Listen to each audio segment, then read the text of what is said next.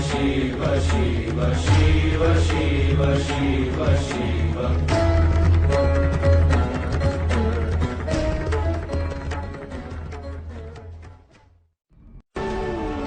सत्य को जानना तभी संभव है लोहिता, जब कोई सत्य को स्वीकार करने की इच्छा रखता,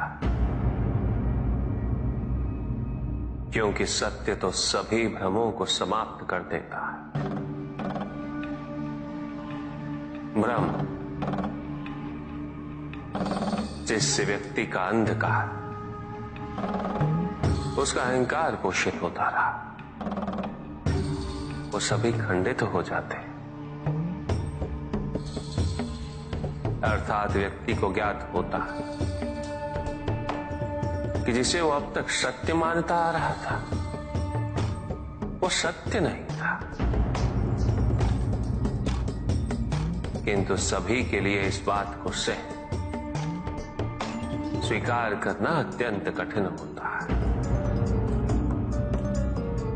सत्य वो नहीं जो किसी एक के दृष्टिकोण से परिभाषित हो जाए।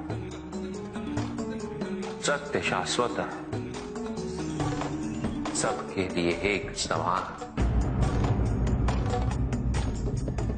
और सत्य का संपूर्ण विस्तार जान पाना ये किसी के लिए भी संभव कहां है लोहिता।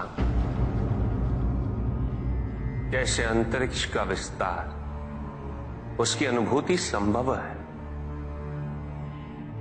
किंतु केवल ये मान लेना कि अंतरिक्ष केवल हमारी दृष्टि तक सीमित है, यह सत्य तो नहीं।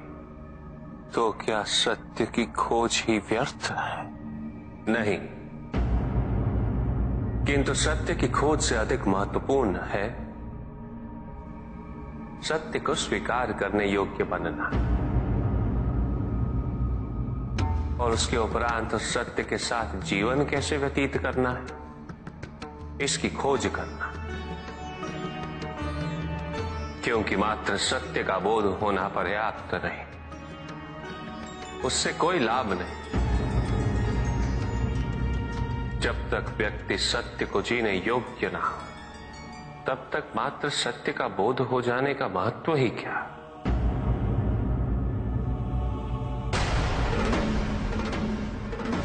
तुमने पूछा कि त्रिदेव कौन होते हैं? उचित और अनुचित का निर्णय करने वाले।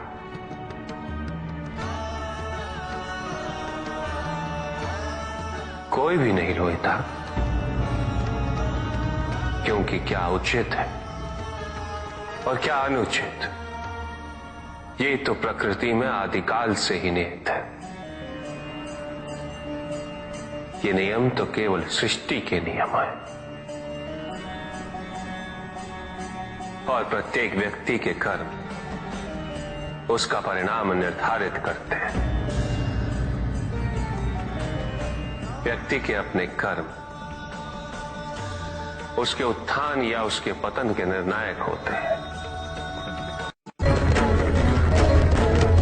शिव शिव शिव शिव शिव शिव शिव शिव।